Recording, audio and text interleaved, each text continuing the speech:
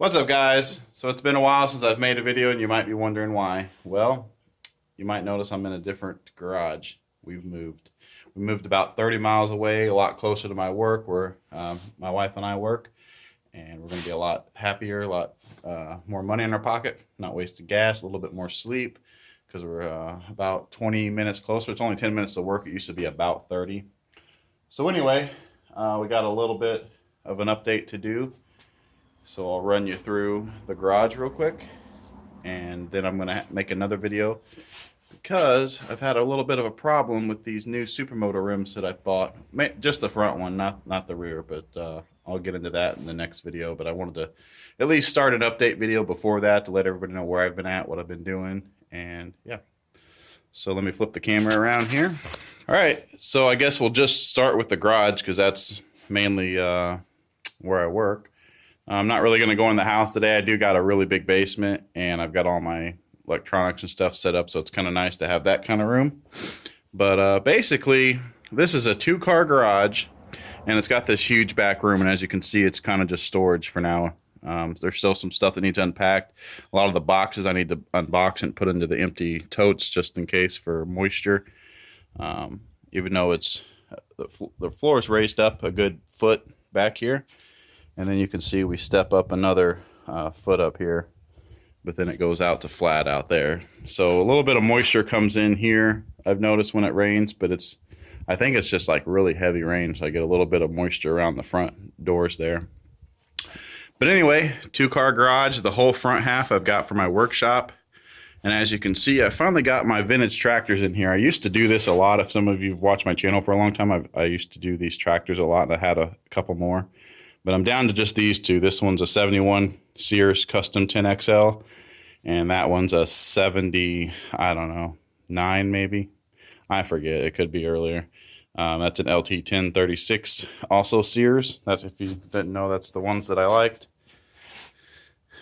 Sears made some really good stuff. And these are the garden tractors with high and low. So, you know, you had attachments to the back. You could have cultivators, turn plows, all kinds of stuff. You could have a sickle mower, a sickle blade coming off the side. You could have a snow blower. It's got a snow blower attachment for that. And you could run your snow blower out to the front, whatever. I mean, you could just do a number of things. That one's just a normal riding mower. It's not a garden tractor. Anyway, back to the garage. You can see I've got quite a bit more shelving than my last garage. My last garage was only a single bay. So now I've utilized a lot of the shelving, a lot of this plastic shelving that I had in the basement. And now I've kind of got it up here. And then, of course, my motorcycle lockers where I keep my jackets, my gloves, my boots. I've got a lot of spray stuff over there, oils. Kind of got my smoker stored in here for now, just because I don't use it very often. Might as well have it sitting there out of the weather. I got my main tractor that I mow with. And then over here, I finally got this set up to where it's closer to the door. At my other garage, it was kind of back a bit, and it was kind of a pain. So now I decided if I'm going to have it in here, I'm going to have it close to the door. That way I can run the hose straight out and run it to the garage or to the cars. And as you can see, I got my motorcycle lift in here with my DRZ 400 on it. And if for anybody wondering, I'm still behind on motorcycle videos. I know they're kind of long, so I don't know how much people watch those. I mean, they are long. But I've got 2 more of them to upload. I've got one to finish off the trip that's like still a part 1 on there. And then I've got another 2-part from the Swinging Bridges ride this year to put up. And then I'm going on another trip here in November to another Loose Nut ride that's over in Kentucky. So we're going to be going down to the Daniel Boone State Park and riding down there. Going to ride through some caves. And all, I mean, it looks really crazy. So it's going to be fun. Big group of people going. So, yeah. Kind of got some good storage over here, some more plastic shelving, and got my drill press set up. Kind of just, yeah, I got some pegboard, went and bought new pegboard. I left the old pegboard at the other house. I didn't really want to take it off the wall, so went and bought new pegboard, brought my bench. And I had another bench in the garage that I had made that was a flip up. I never flipped it up. It was just made to flip up and go against the wall, but I never flipped it up. So anyway, I took that one and put it in my basement because I've got a little room in there that I use for storage, and I got a workbench in there that I have for like computers. so I can work on computers in there. A little bit of storage up top. I got my motorcycle hauler up there. Yeah, but I've just got so much more room in here. I can walk around. I can drive my tractor in and out and park it over there. I mean, it's just it's amazing. And then of course having my other tractors in here out of the weather is kind of nice too. This one here, of course, I restored, I don't know, 4 or 5 years ago. You can see it's still got nice paint on it. It does run. I just haven't had it running in a long time. Both of them have been under tarps in the yard for the longest time. So anyway, we can step outside. Still got my van. That's the van that I take my trips in. I built the bed and everything in it. I guess we can take a quick look at it, just for any of you that might not have seen it.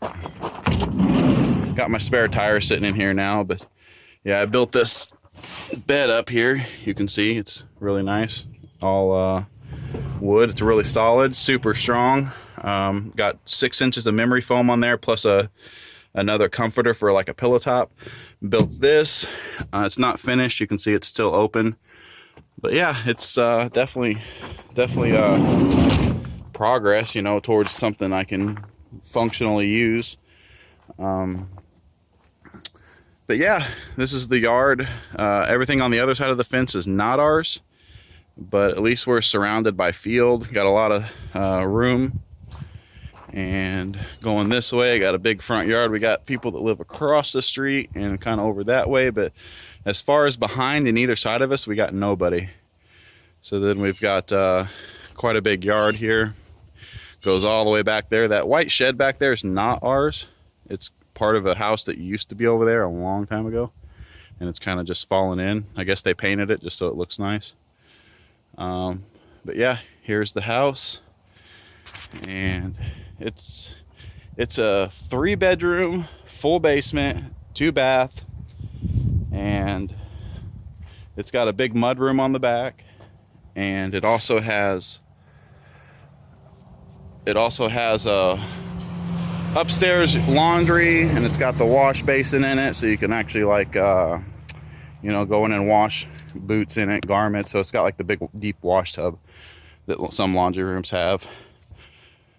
But anyway, that's about it. I mean, the house is like, man, like our living room's twice the size, our kitchen's twice the size, our bedrooms are twice the size. And then of course the basement is, even the stairs leading into the basement are twice the width, so you can get stuff down there. The only downfall is it's not a walkout basement, which I don't mind. I never really needed it. It was the walkout basement we had at the old house was just a single door, so you couldn't really use it for much. But this house has the really wide staircase going down, so it's a lot more usable. So anyway, everything's had a new roof put on it. The siding's fairly new. Yeah, I mean, it was really well kept. The only thing is the garage, you can tell, was, I would say that this garage has probably been here, you know, probably since the house is new. I would say that they probably had dirt floors in here, because it looks like to me that all of this concrete was poured a long time after the garage. You can see there's like flashing there for the concrete to not go run into the raft to the building, I guess, to the walls. But looks like it was poured fairly recently, maybe last 15 years. And the garage doors are kind of off, so it's like the things like kind of, and that may be where my water issue is. You can kind of see there's a gap there. I think it's the same thing over there. It's like the whole garage is kind of leaned just a tad, but I mean, it's solid. No leaks in the roof or anything, so that's the main thing.